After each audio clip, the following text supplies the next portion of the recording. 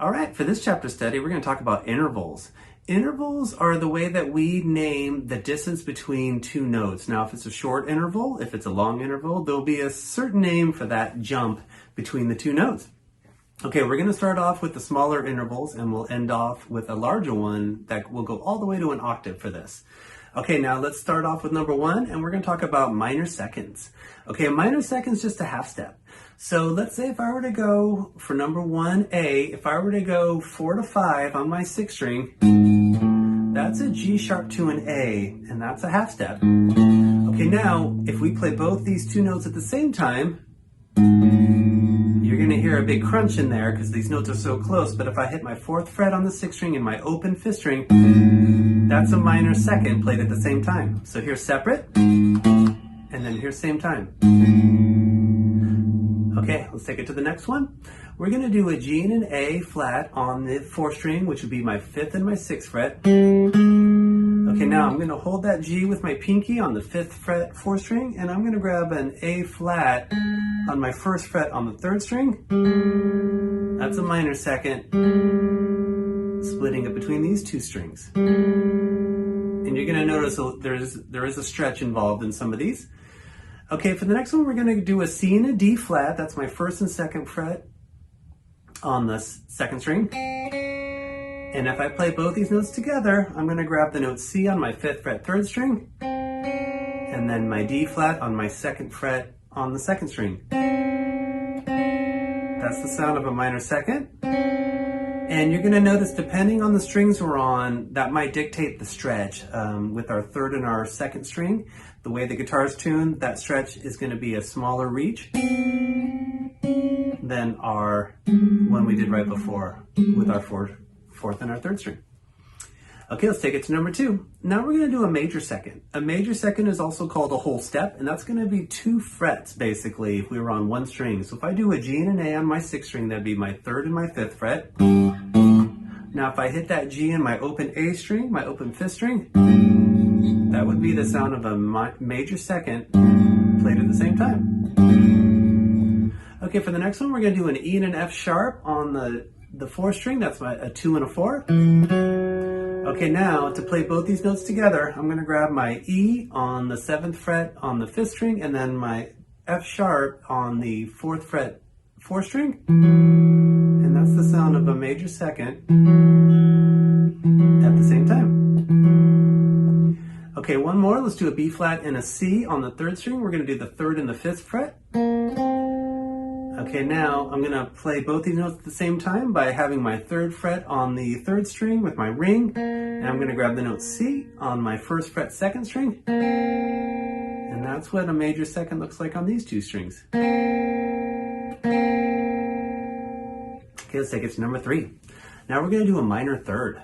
A minor third is going to be basically 3 frets of a jump on one string. So for an F sharp and an A, I'm going to do my 2nd and my 5th fret on the 6th string.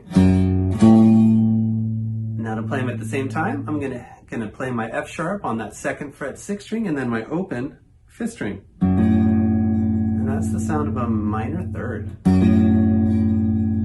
Okay, now to the 4th string, we're going to do an F and an A flat. That's a 3 and a 6. Okay, now playing both these at the same time, I'm going to use my ring finger to get the note F, 3rd fret 4th string, and then with my index, get your 1st fret on the 3rd string. That's an A flat. And that's what a minor third sounds like on these two strings. Okay, now to the 3rd string, we'll do an A and a C. That's a 2 and a 5. Okay, now at the same time, I'm going to use my middle and get the 2nd fret 3rd string, and then my 1st fret on the 2nd string. And there's your minor third. Okay, let's take it to number 4. Now we're going to do a major third. Now we have an interval that's getting a little bit larger.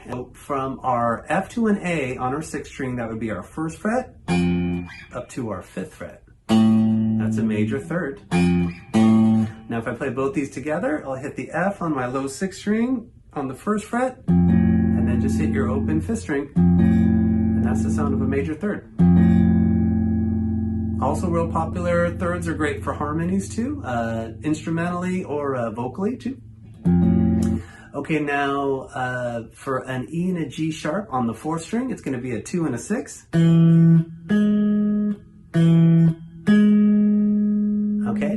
play both these notes at the same time, I'm going to use my middle finger and get the note E, 2nd fret 4th string, and then my index gets the 1st fret on the 3rd string. There's my G sharp, and that's what a major third looks like on these strings. Okay, now take it to your 3rd string. For an A and a C sharp, that's going to be a 2 and a 6.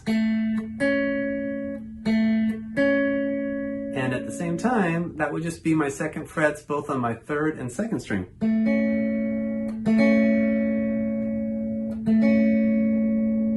Okay, let's take it to number 5. Now we're going to do a perfect fourth.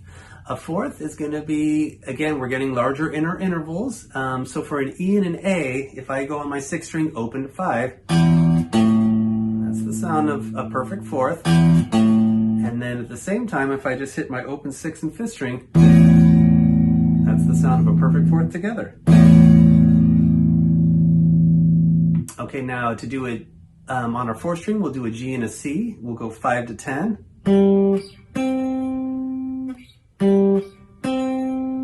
At the same time, it's just going to be my 5th frets on the 4th and 3rd string.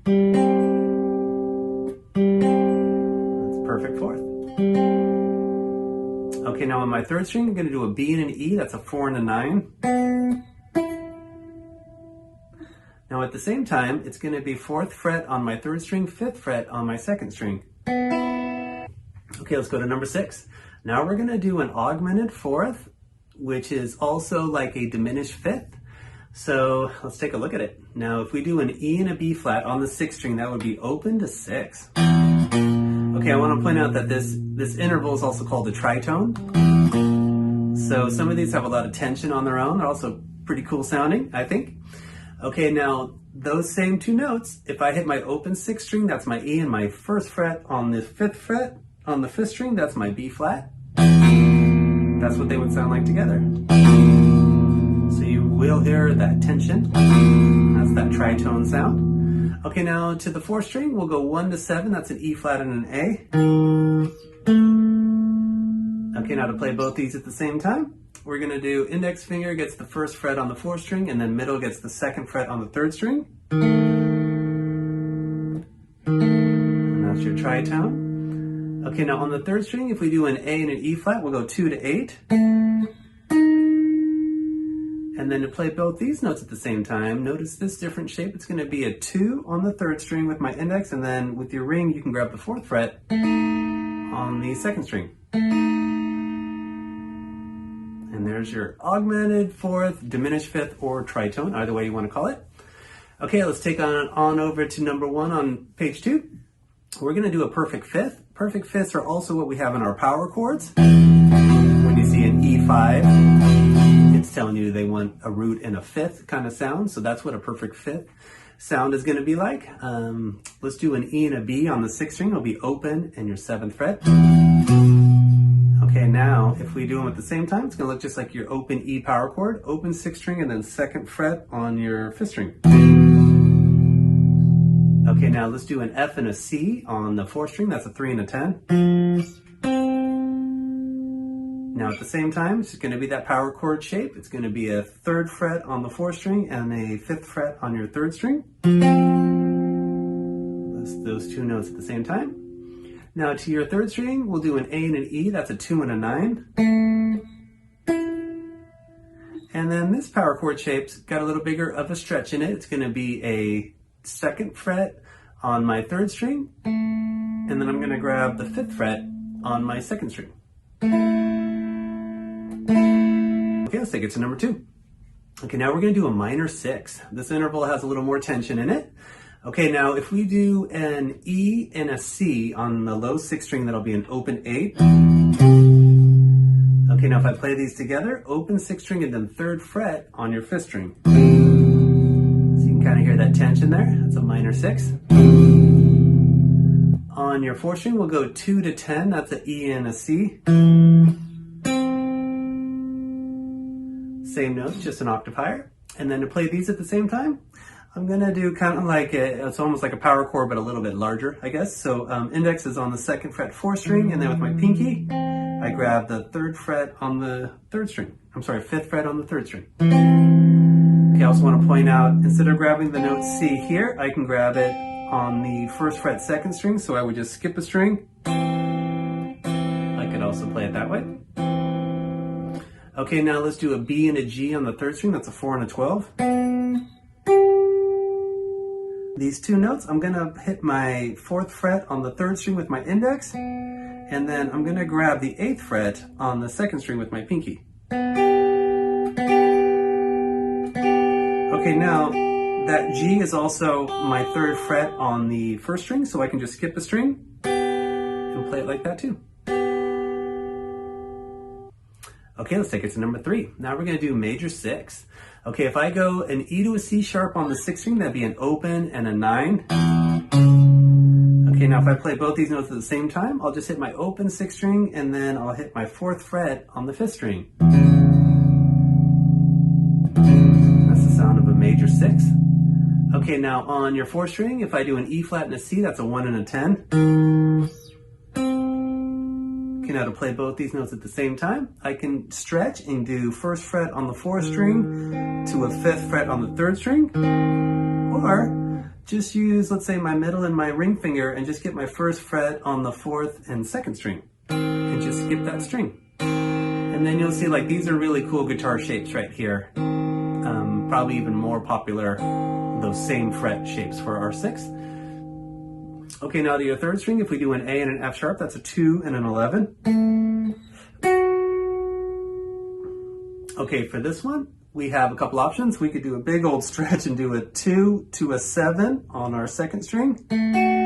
But more realistically, I would probably just do 2nd fret 3rd string and 2nd fret 1st string, just skipping that 2nd string. And there's your major 6.